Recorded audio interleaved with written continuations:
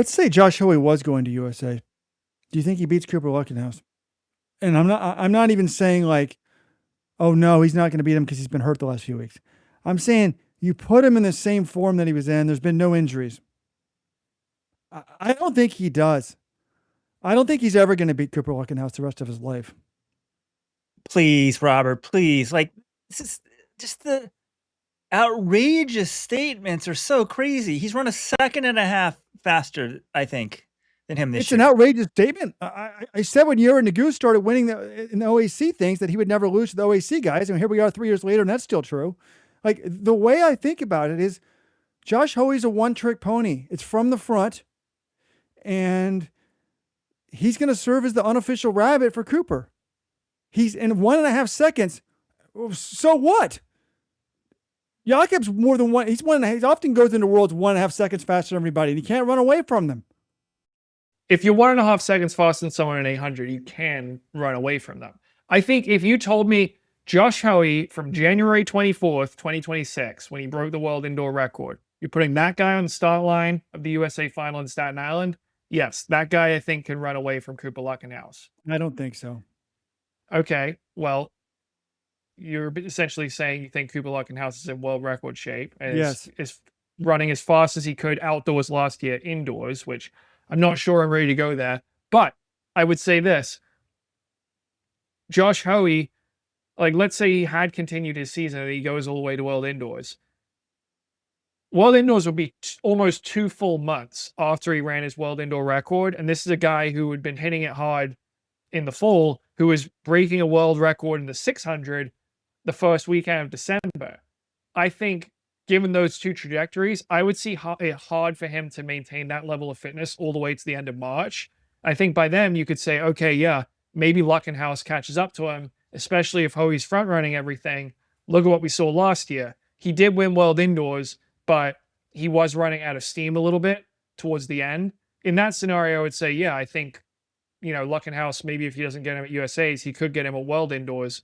But I think Josh Hoey probably approached this season. I know he had this little flare up of an issue, and that's why he had to pull out of the want to make a mile with the hamstring. But I'm also guessing he just approached the season. I'm going to peak for New Balance and Milrose, and that's basically it. He probably wasn't planning on extending all the way to world indoors. The reason why I think he lose to Cooper is because I think Cooper's in at least 143.5 shape. I mean, Cooper picked it up for the last 200. You don't normally kick it in an 800. So he's not running this optimally. So I think he's still in better shape. And if he's at 143.5, that means Hoey is only 1 second faster than him. And I don't think 1 second is enough for him to get away from. I just think it would be like the perfect mark on his back. Cooper can shut his brain off and then try to kick him down. And as for Josh being a one-trick pony, do you remember Lausanne last year, Robert? I didn't hear what word he said. Lausanne? The Lausanne Diamond League, the one that Josh Hoey beat Emmanuel Wanyonyi in. I remember it was raining. That's all I remember. Well, maybe the raining, he changed his tactics. He hadn't done well, right? I think in the race before that. Let me pull that up. Well, he ran a 1,500 4 days before and got 5th in 3:33. Not great for him. So Lausanne, am I saying it wrong, John? He sits back and just blows everyone away the last 100. So that would suggest maybe he doesn't have to front run. Front running has some risk, but this isn't the 1,500. And the fact his last 200 was faster, that isn't very impressive. So I wouldn't rule it out, I guess. But just to act like, oh, it's never going to happen. The world record holder of the 800 is never going to lose to Cooper Lutkenhaus. It's like just one of the craziest statements I've ever heard. Now watch it come true. Well, then I'm not sure. Robert said a lot of crazy things on this podcast. That's not one where I'm like, oh, I can't see that happening. There's no chance in hell. Like, I think Josh Hoey probably will beat Cooper Lutkenhaus again in his career, but I don't think it's like this outrageous thing where has zero chance of being true. Like the same thing.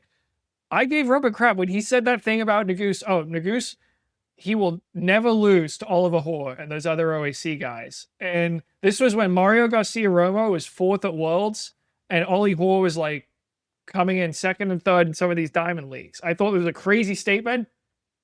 He was 100% right on that one. He nailed it. So, Robert, I think it's a sufficiently hot take, but not like so nuclear that it's just ludicrous.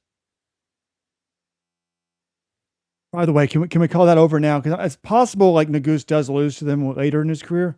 Is anyone a little bit worried about Nuguse? Have the other guys just kept improving?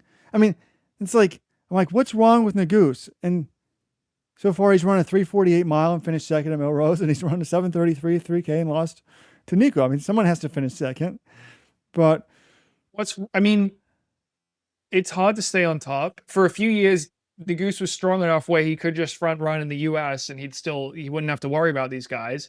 Now you've got younger guys who are coming up and like getting close to his level. But the other thing I would say about Nuguse is he ran 7:33, closed in 26.8, and this was after he was sick in the lead up to the meet. And he said his cough had only gone away like the day of the meet, essentially. So to do that and to hang with Nico, and who I think is one of the best 3K guys in the world right now, I think that's just fine for Yared, and I think he'll be better at USA's.